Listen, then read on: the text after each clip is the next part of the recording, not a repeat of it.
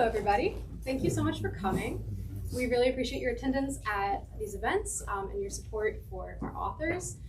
Your coming to these events and buying these books helps us to keep having the events, and we love them, so we really appreciate your attendance. This evening, we have the pleasure of hearing from Frances Mays and Susan Wyler about their brand new cookbook, Pasta Veloce, Irresistibly Fast Recipes from Under the Tuscan Sun. Frances Mays is the international best-selling author of Under the Tuscan Sun and the Tuscan Sun Cookbook. The award-winning movie by the same title was based off of her memoir. She is also the author of A Year in the World, Bella Tuscany, Every Day in Tuscany, Women in Sunlight, and Bringing Tuscany Home, among others. She and her husband divide their time between North Carolina and Tuscany. Susan Wyler is a cookbook editor, the author of Cooking for a Crowd and Cooking from a Country Farmhouse, and a former food editor at Food and Wine magazine. She lives in Hillsborough, North Carolina. We hope you enjoy. Thank you again, and remember, if you haven't gotten a copy of the cookbook yet, you can up at the registers. There you go. Sure. Thank you all so much for coming. We're just really excited about this book. It's been a long time in the making, and it's very orange. It was really a surprise to see it all come together, because you work and work and work on it, and then suddenly it's really a book in the world. And I think Susan was going to start off telling you how it came about. Okay, I don't know what you people were doing during COVID, but Frances had just sold her beautiful estate outside of town, and she was renting down the block from me in Hillsborough. And one day she came over and she said, I had this idea to write a quick pasta cookbook a few years ago, but she was too busy at that time writing all her other books, such as Always Italy, which anybody going to Italy has to have, all the places that are not Florence and Rome that you might want to see, her Women in Sunlight, and the beautiful book of essays, A Place in the World. Have you people read that? It's so gorgeous. So anyway, she said, now's the time. Would you like to write this book with me? And I said, I would love to. And so we had so much fun trading recipes back and forth. We were in a little bubble. They could come over for dinner, I could go there, or we could leave food on the porch for each other to taste, because we wanted to make sure we were both happy with the recipes.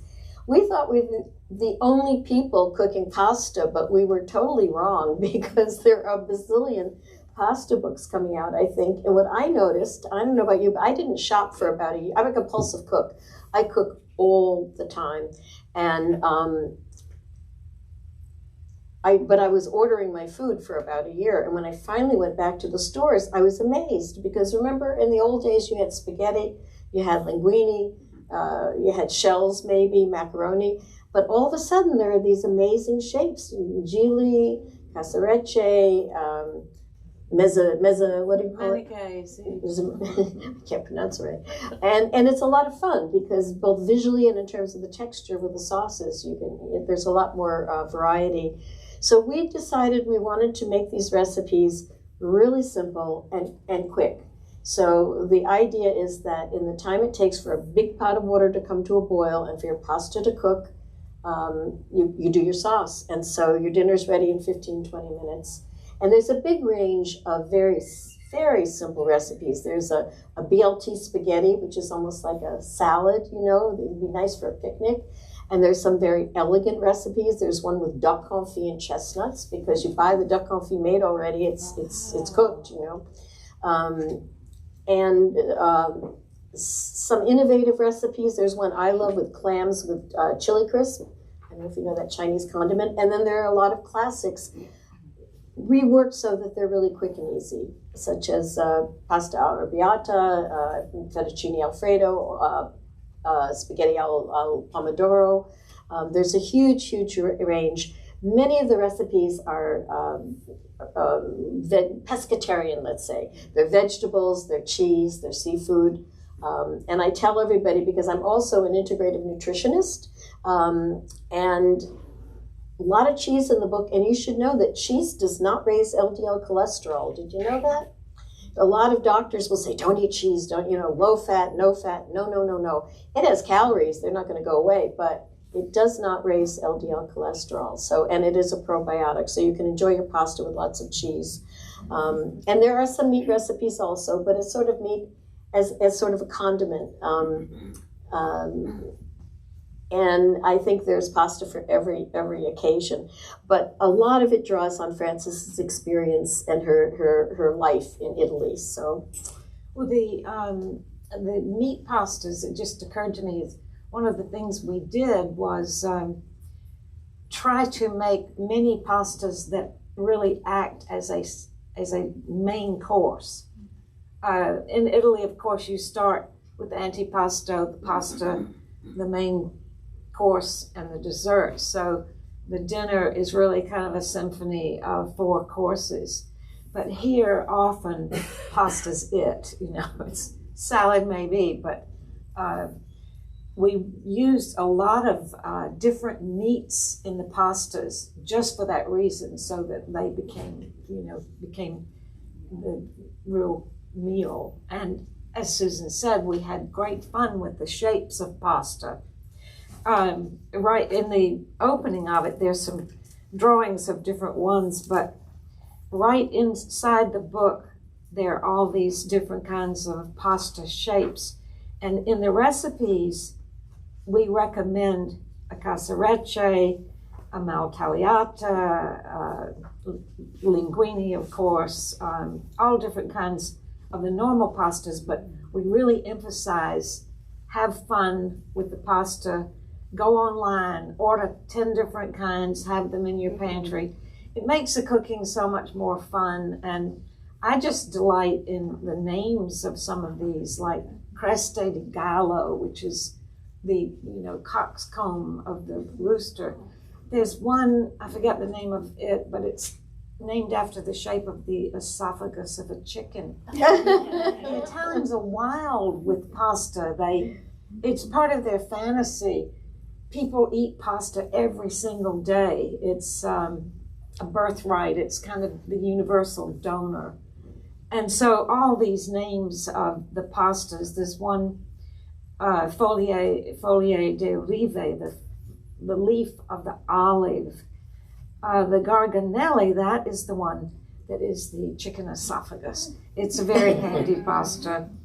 Cavatappi, strozzoprete. Strozzoprete it's got a nice story to it because it means priest strangler. And the story is that when families had the priest over for Sunday meal, they put a lot of pasta on the table to fill the priest up before the meat came, so they wouldn't use up the expensive meat with the priest, because priests just have abnormally big appetites in Italy. Everybody knows that. So cavatappi, like the corkscrew, many different kinds. Pici is the pasta of Tuscany. It's like a thick spaghetti. It's not that easy to find, but it's usually handmade at home, and you roll it like that, and it comes out in these long, can be very long pieces. You can get it online as a dried pasta, but you can get anything online now. I think you could get a baby delivered online if you ordered one, just anything. So all of these wonderful, interesting shapes are easily available now. The wheels, the pencils, the cigarettes, just so many fun things. One of them is the trophy, and it's just a little twist. It's like a little shuttle or something. And that is associated with Liguria. Many of these names are from a place, and that's the pasta in that place.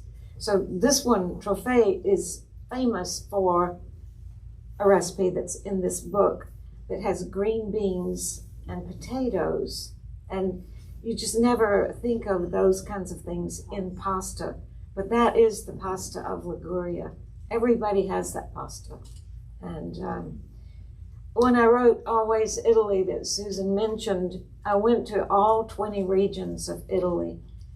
And I traveled a lot in Italy before. We've lived there 100 years, and we've been to lots of places, but for going to all of these different regions, I realized, the depth of identification with certain pastas in certain places. Like, you can't go to Rome without having cacio e pepe. One of the simplest recipes in the book is cacio e pepe, but it's particular and it's made in a particular way. In Venice, you have to have the black pasta. It's the same color as those gondolas floating around in the lagoons. It's just the pasta of Venice, and it's served, of course, with things right out of the lagoon, calamari. And in Puglia, the pasta is the orecchiette, the little ears. It's little ear-shaped pasta, which doesn't sound too appetizing, but it is. Outside many of the restaurants, there will be somebody. Remember that when we making were it by hand, making it these little balls, and then they press their thumb in it to make it a little ear shape, and that makes it into this little tiny bowl, just perfect for catching the sauce. And in Puglia, there's so much seacoast way down in the south, with the Ionian on one side and the Adriatic on the other. You'd think that it would be a cuisine solely of seafood. It's just, that's it. The sea is everywhere. But oddly enough, 90% of the produce in Italy comes from Puglia. So it is an amazing vegetable cuisine. And they particularly love the bitter greens. So a lot of these bitter greens become sauces for the orecchiette. Another ingredient they have down in Puglia that makes an amazing pasta is the wild hyacinth bulb, if you can imagine. Not in the book. No, that was not in the book because we knew nobody could get wild hyacinth. But Ed, my husband, who's right back there, and I were at a market in Puglia, and we saw these things that looked like little onions. And they were wild hyacinth bulbs. So we had to buy some, and we made, at our rented place, we made this sauce of wild hyacinths. And I can't say I was crazy about it, but it was interesting. It was kind of like a sweet onion. So all these things coming from all these places are so indigenous to that place. Norcia in Umbria is where all the sausages are made. And so we have some really great sausage recipes in here. And they always remind me of Norcia, where there are these beautiful fields of wildflowers at this time of the year. Anytime there's a lemon pasta, I'm in for it. And one of Susan's, actually the way the cookbook began was we were having this lemon pistachio. I always want the Italian pronunciation, pistachio, at her house, and we were raving over this pasta. And she said, well, you can make it in like 6 minutes. And that was when I went home that night and thought, oh yeah, I remember I was going to write this pasta cookbook. Maybe we could do it together. But that was what kind of sprang us into action. So that lemon pastas are so good, and they are, of course, straight from the Amalfi region.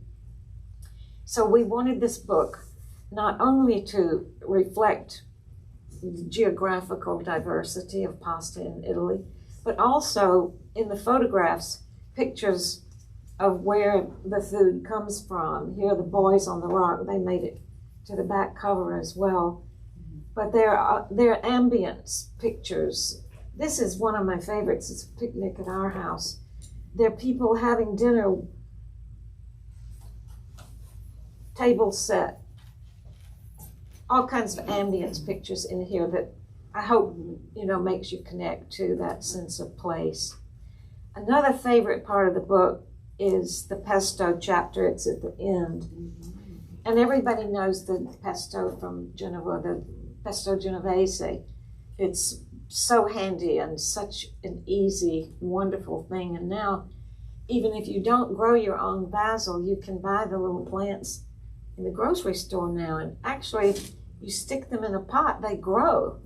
We kept one going throughout the entire winter and kept making things using fresh basil. It's one of the best things to grow. But that was just a starting point for pastas. And I'd say we invented most of these, didn't we? Mm-hmm. They are not going to be found anywhere else in the world except in this cookbook. So there's a goat cheese and walnut pasta, smoky almond mint pasta, toasted almond and roasted red pepper, and citrus pasta. If I had to choose one item to have in my kitchen, it would be lemon. I just love to cook with lemon. And citrus pasta is really great. Several of these, in fact, you can not only use as a pasta sauce, but if you mix it with some mascarpone or some cream cheese, then it's a very nice dip. It's a spread. The pesto itself can be used on grilled meats. They're just really handy and, of course, so easy to make. We have gone back to the real basics of pasta in here, in that we write about salt, water, and olive oil. Those things you might just kind of take for granted and pass right over, but almost all the recipes in here are made with olive oil. And I think it's the transforming element you can have in your kitchen to have a really good olive oil. One that's, of course, extra virgin. You wouldn't think of buying something that just said olive oil, or sometimes it says fine olive oil, pure olive oil.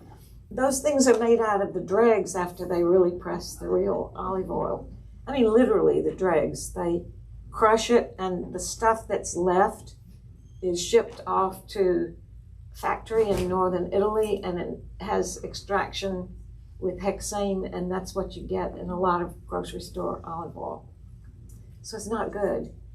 And extra virgin olive oil just has this kind of magical ability to bring taste together, I think. We press our own oil. When we bought the house, we hardly knew we had any olive trees because it was so overgrown. The place had been abandoned for 30 years. But as soon as we got the land cleared, we started using only our own olive oil, and that's what we've done ever since. Salt the pasta water more than you would think. I think for most Americans, they want to put in like a teaspoon of olive oil into the water.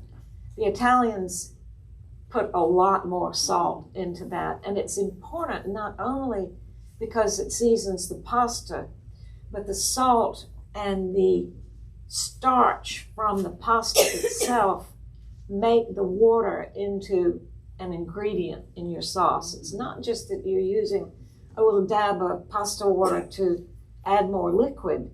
It's actually a binding agent for the sauce, and so important. So we've got all the news about salt water and olive oil in here.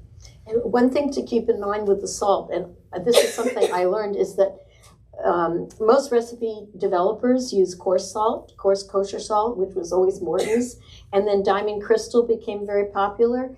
They have totally different salt content. So you really can't just measure, you kind of have to taste. And as Frances said, you want it to be, you really want to, I think seawater is maybe a little too strong because you're going to use that, many of the recipes use that pasta water as the basis for the sauce because the Italians don't use a lot of stock. It's so simple. You don't have to worry about chicken stock or vegetable stock or mushroom stock. You're just using the pasta water. And the starch in the water also, with all the olive oil in the sauce, creates an emulsion. It actually thickens. Even though it's water, it actually thickens. And one thing I learned testing these recipes was many of the recipes cook the pasta until it's not quite done, not even quite al dente, and then you take it out, you fish it out, and you put it in the sauce that you've made already and let it finish in the sauce. And it ends up with a terrific texture, really good texture and taste. Yeah, it does. And all of these recipes, I think, have olive oil, and almost all of them have a little pasta water. Most of them do. Yeah. When we were in Italy one year, Ed said to me, I think we should have a different pasta every night of the year, 365 different pastas. And that was just kind of me deciding that I needed to do a pasta book ever. But of course, we couldn't do 365 pastas because life totally interferes at some point. But it made me realize how much innovation there is in pastas. So many of our friends there don't have any cookbooks.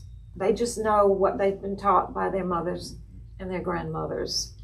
They have no cookbook, but our friend Gilda can open that fridge and pull out this, and this, and she's made a fantastic pasta with ingredients that you might not ever have thought of putting together, but they're great. And so with this 365 days in mind, we started kind of cataloging the things we made, just innovating from pasta, because often you make a pasta in your kitchen and then you don't even remember it 2 weeks later because you're trying out something else and you never wrote it down.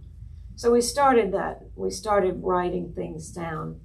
And I started thinking about innovation in pasta and why the Italians are so adept at it. And of course that leads me right back to the tradition called cucina povera, the poor kitchen. Many, many times in Italian history, there's been a poor kitchen, nothing much in the larder, but with what they had, they innovated, and I think that laid the basis for what I think of as one of the greatest cuisines in the world. I mean, where do you go where you see restaurants from Belgium or Chile or Iceland or, but everywhere you go, there's an Italian restaurant. It's just popular. People love it. And I think it comes out of this love of innovation and how they managed with foraging. Foraging is kind of a popular thing here now. You go out to find ramps or fiddlehead ferns or something, but they were foraging because they had to, because they needed to. And the earth is kind in Italy, so there were many things for them to get. The figs. If there's a crack in the sidewalk in the Mediterranean world, a fig is going to come up. So just taking walks in the summertime, you can find figs. People jumping over ditches to get to the wild fennel, breaking their legs. It's still very popular to go foraging and to use those things that they find.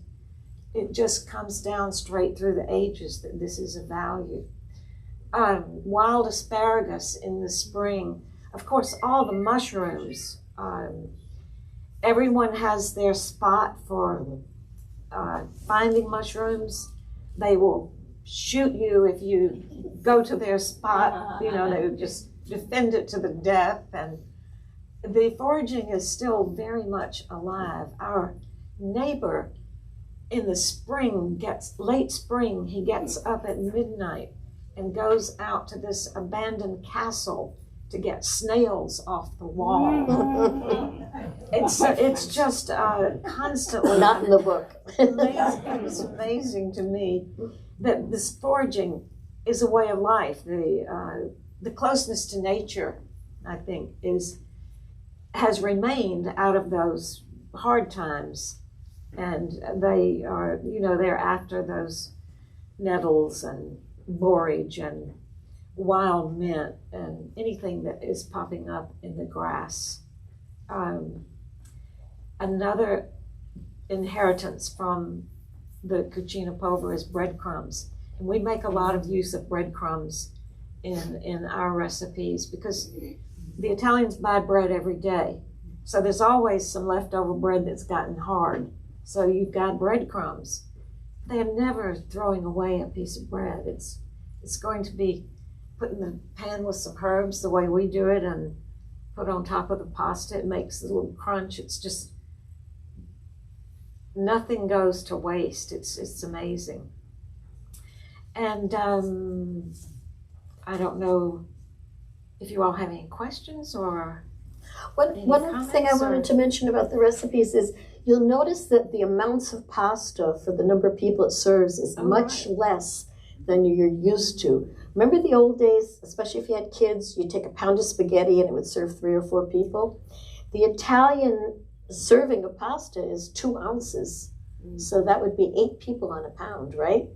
And what surprised me when we did this, because we purposely, some of the recipes are very lean, you know, like the cacio e pepe, but many of them have lots of vegetables in them and cheese and other things, that shrimp, whatever, that give it more volume. And having the fiber, you know, with the pasta, it's healthy. It's the Mediterranean diet, especially with all that olive oil. But it's also a healthy serving.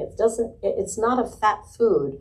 And one little, again, a nutrition fact is if you cook your pasta till it's really al dente, and keep in mind it's going to cook a little more when you take it off the stove. I mean, you don't want it crunchy, but if you cook it till it's al dente and not mushy, it actually has much less effect on blood sugar. That is so fascinating. I didn't know that. This is incredible. Any questions? Yeah, Samia. So it's one of those cookbooks that you know you're going to want to read, even if you don't cook from it, but this one I will. But I mean, some cookbooks are so well written, you just want to read the way you would read just a book or a novel. But also it's so beautifully illustrated. Oh, thank you. So I'm sure you had a professional photographer, but did you prepare the dishes for them? Frances did all the propping. She spent months gathering together all these gorgeous dishes and silver, and I did all the food styling. It almost killed both of us. We were like bent over, popping a leaf and lying down on the stone floor. But we got through it. Stephen Rothfeld is the photographer, and he was also the photographer for the Tuscan Sun cookbook and several other projects I've worked with. And one of the great gifts to this book was our local Vietri, you know, the ceramics headquartered in Hillsborough. They gave us 2 huge boxes. I went through their whole catalog. They said, choose anything you want. And I thought, oh, Christmas. So they boxed up a lot of samples, and so many of the plates in here, the bowls you see, are Vietri, because I had used a lot of mine for the other cookbook, and I didn't really want to use the same things over and over. And a lot of the fabrics in here, the tablecloths, the napkins, the dishcloths, are from Bussati. Bussati is a maker of Tuscan textiles, and they have a factory over in Anghiari that's been running with hand-filled looms since Napoleon came through. They were hired to make uniforms for the Napoleonic soldiers, and then they shifted to Tuscan textiles. So they loaned us, they actually gave us all these beautiful things to use. So that's one reason that there's so many wonderful photographs. Plus, you know, we have some ambience photographs too, and it was really fun to style it, put it together. Like that's actually a tablecloth I bought at the market for $8. It's beautifully illustrated. And one final question, if I may. Some people, I've only done it once and it wasn't very successful, but they will crack the pasta, not in just plain salted water, but like pumpkin puree, or with some pumpkin puree in it, or something like that. Where are you on that, or are you agnostic? Or? No, one of our recipes has the pasta cooked in red wine, but I don't think we have any others cooked in. No, you finish it in the sauce often. Not all of them, Yeah. but many of them you finish in a flavored sauce, so it picks it up. But the actual boiling of the pasta is done in salted water. Yeah, we're not a fan of having the pasta by itself and putting the sauce on top. We usually mix it in the pan. Yes. I have 3 questions, but I don't want to monopolize. So That's fine. Okay. So, do you ever make your own pasta? Is it worth it to make it, or is it just go ahead and buy it? Oh, it's great fun to make. Okay. But this is fast pasta, so Okay, no, right. not in this Okay. book. These pastas are all dried pastas. Yeah. But we do say, if you can get good pasta locally, use it. Yeah, okay. But because this is a 15-minute deal. Yeah, sure. Well, plus the textures it's very different. Even in Italy, Yeah. they dried pasta for certain sauces. Sure. Yeah. I was just curious if you had a thought. Yes, in the grocery store in Italy, the pasta aisle would be like 3 times the length of this room in a big supermarket. And even in a small market, it would be as big as that. Mm-hmm. There'll be little pastas like the pearls and stars and alphabets for children and all these others that we talk about in here and more. It's just a world, and it's really fun to just learn what the names mean. Like one of them is a little square pasta, radiatore. Well, who named pasta after a radiator? But it's a really good little pasta. And Gigli is curled at the top. It's beautiful, and that means lily. I really love all of them. And those are all in Trader Joe's. The trophy, the radiatore, the gili. But we wanted to introduce all these different shapes, but if you don't have them, you still can use a similar pasta, with the sauce that you want to make. You kind of answered my second question, and I just realized I actually have 4, not 3.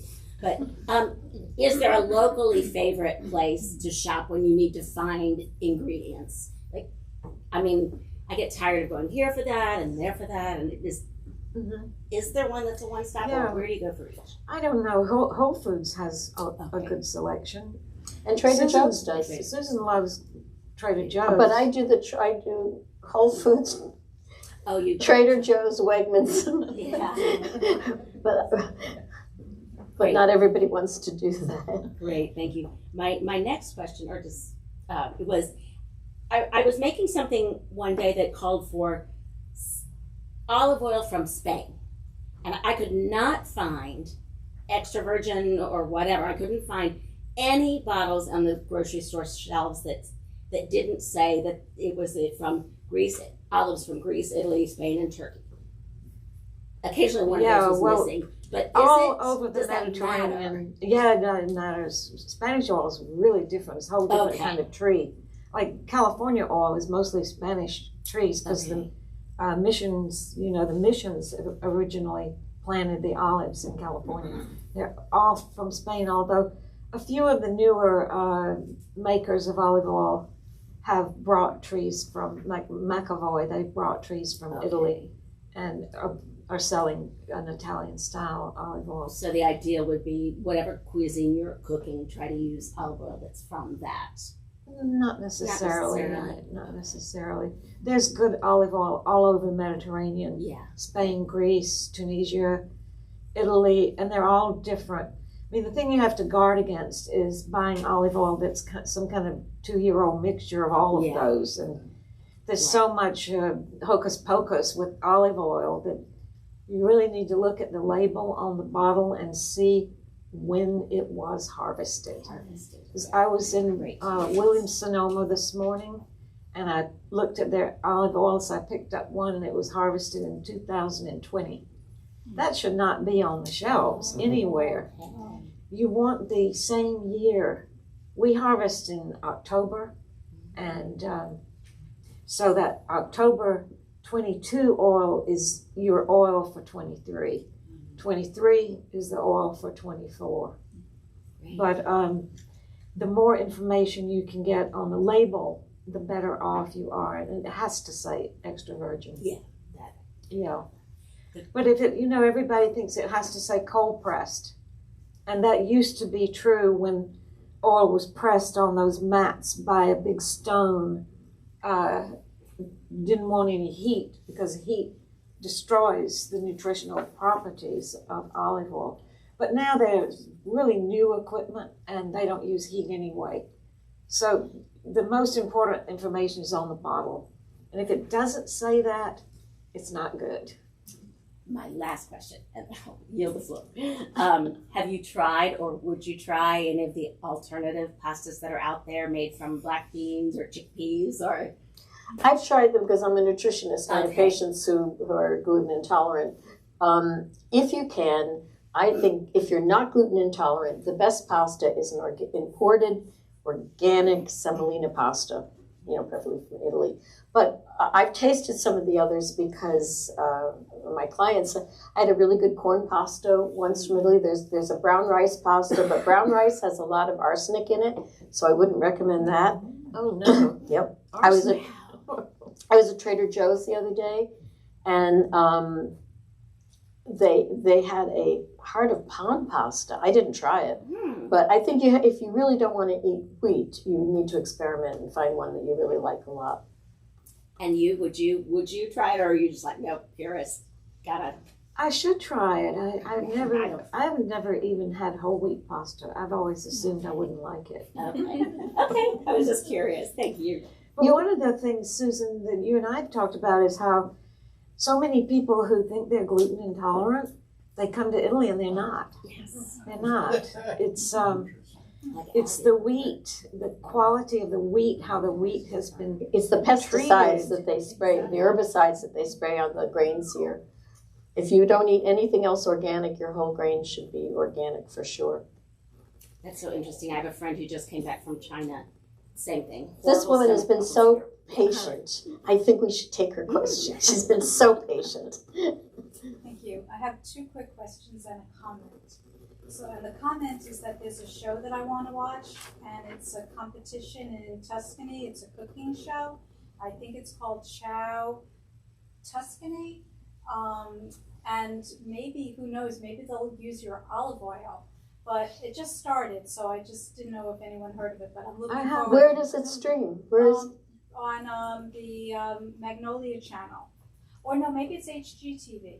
Yeah, just on regular TV. And it may have started, but it's called Ciao Italia. And this man, Italian from California, had restaurants, and they asked him to find an old villa in Tuscany where they can have the competitions. And when you said the poor Italian's kitchen, they want to kind of replicate the peasant style. So it sounds fabulous. Maybe they'll have your olive oil. That was my comment. Maybe. And my ancestors in, I believe, Sicily, they were olive growers, and I wish I could have met them and asked them how they did it, but we have a lot of pictures of them, so I feel an affinity. So the two quick questions is, to break spaghetti, I'm sure it's a no when you're boiling it, and also the color of the gondola was black pasta. What was that from? That's from Squid Ink. Which you can buy at Wegmans if you want to make your own. But Okay, it's good. Yeah. And to break your pasta, they say never do that. I When don't you're cooking see it, any and use you in put it it. in the pot and to like have it fit. I think it's bad luck, isn't it? Oh. I don't You know. can just put it in. How do you eat it? Yeah, I just put it Just straight. put it in and let it bend over. That's a good point. Francis's husband taught me a beautiful way of presenting pasta. You know how sometimes if you're in a restaurant, you'll see this little cone sort of a pasta.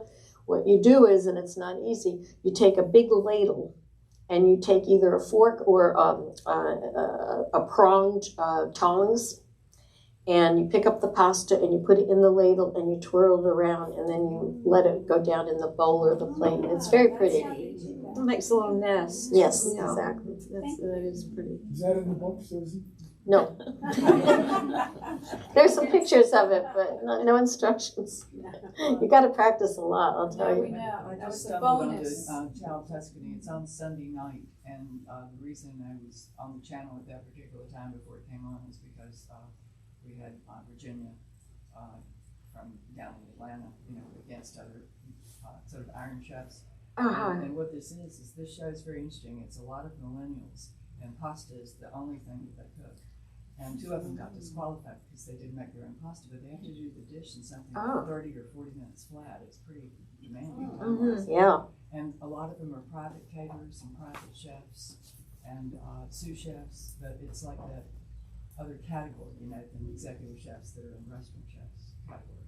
But it was really interesting, and the villa was beautiful. They all live together in the villa, and they have, of course, all these rivals. I think it's rearing toward The Bachelor very quickly, where people are going to have altercations in the hallway and poison each other's pasta. Well, that sounds fun. Food Network on Sunday nights. Food Network, okay. Yeah, she said it was on. She thought, You know, if you travel to Italy, it is really fun to take a cooking class, and they usually do teach you at least making one pasta. I mean, as long as I've lived there, when I go to my friend Sylvia Baracchi's cooking school, I always learn something. It's amazing what a really good chef can teach you, that you thought you knew everything and then you didn't, you know. And of course, everybody just has their own particular ways that, you know, passing on little tips, but it's really fun to do a cooking class or two.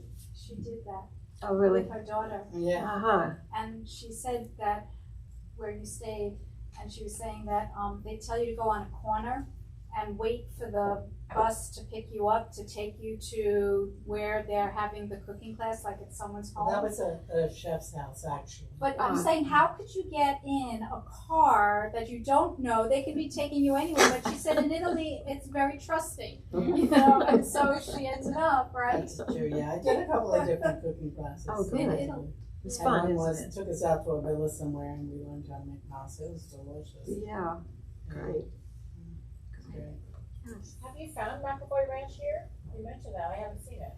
I haven't, I think they have it at Williams-Sonoma. I'm not Oh. sure. You have to get it online. You can get it online, yeah. But By you're the better way- off getting Brahmasoli olive oil. We have little, our little brochures over there if you're interested. It just tells how we do ours. It's right on- They've been number one 10 years in a row. It's really fabulous. And you know, there was a major heart study done in Spain quite a few years ago, but it was a 5-year study that they cut short because the results were so impressive in terms of very liberal use of extra virgin olive oil, fresh extra virgin olive oil, in preventing cardiac fatalities from heart attack, stroke, or heart failure. And they encouraged these people to use the olive oil for everything, cooking, salads, everything. And the results were very, very striking. Also, once you read about other oils and how they're made, you really don't want to use them. Like canola, it's really bad. But it's the monosaturated fats that are so important. Yeah, yeah. Canola stands for Canadian, what is it? Canadian oil low acid. Canadian oil low acid. It's Since 1974. and before that they used it for diesel lubrication. But then it got refined and became a cooking oil. Thomas Keller uses it. Well, there's certain cuisines where you have to use a more neutral oil, like Indian. You can't use olive oil there. What kind of oil do you use for Indian? Sunflower usually, organic. Uh-huh. Good. But you don't use the volume of oil that you use for Yeah, Italian cooking. yeah, for salads and Because a lot of the pastas you may cook with the olive oil, and then you want a little drizzle, like on the pasta or on soup at the end. It's really a flavoring agent as well as everything else. Nora, don't you have any questions? Is anybody, Ashley? No questions? Yeah. Okay. I was wondering, like, less about the cooking side, but right now I'm reading Under the Tuscan Sun, and it sounds like Italy just sounds like a much more amazing pace of life than here, and I was wondering what things you wish you could bring from Italy to America, or like what aspects of that lifestyle, or if it's just too different and wouldn't fit. I think the sense of community that still exists particularly in the small towns, but also in the neighborhoods of places like Rome and Milano. Each town has a piazza and people go there. And it's a place where you run into everybody you've ever loved or hated. It's a place where you're doing your shopping all around, not just going to a big supermarket. You're going to the cheese place and the wine place and to the sausage maker and all different kinds of places where you're meeting a lot of different people. So you feel really grounded in the place where you live. Where I live here, I'm always saying to Ed, "Where's everybody?" Because they're not out, you know, and out of their houses. We're holed up in ours too. But that sense of community in the piazza is something that's just fun. I grew up that way, but it's hard to replicate here. It because is. You have to It have your is. car to go anywhere. Right, You it can't is. just walk to It is very shop hard. or to meet people. That's Yeah, the and in difference. small towns here, that what I'm talking about still exists, but there it's everywhere, even in the cities. And I think another thing that I really love about Italy is this kind of amazing sense of generosity among the people.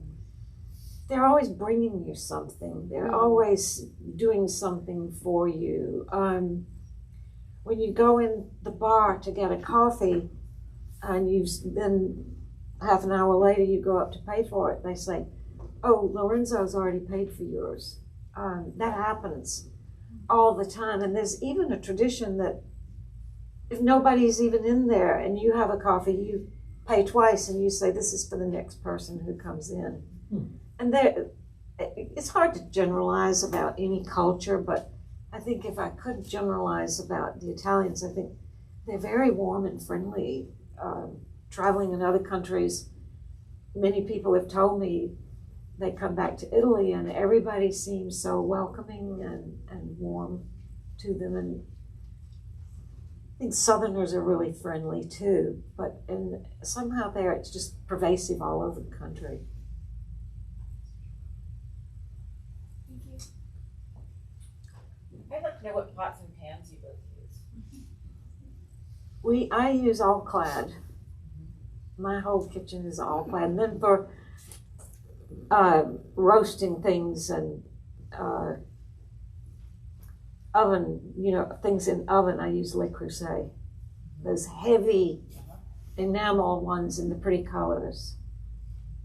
I have many different brands, but the one thing I will say to make these recipes easy, it really helps to have a good 10 or 11 inch nonstick skillet, because you're cooking the pasta in a big pot of water. Actually, I don't use an enormous pot, because a lot of the recipes only call for 8 ounces of pasta, half a pound. And what size do I use? Maybe a 5-quart saucepan, not huge. I'm sure you use a bigger one, but I'm lazy. And but I do use, but then you cook the pasta and then you make your sauce in the skillet while the pasta's cooking, and then you take the pasta and you put it in that saucepan, so you really want the room to toss it easily, not have it get all over the place. Yeah, that's a great gift to the kitchen, is a huge skillet. Yeah. Good, really. And good nonstick skillet. really is, and they have healthy nonstick materials now. Yeah. Well, thank you all so much for coming.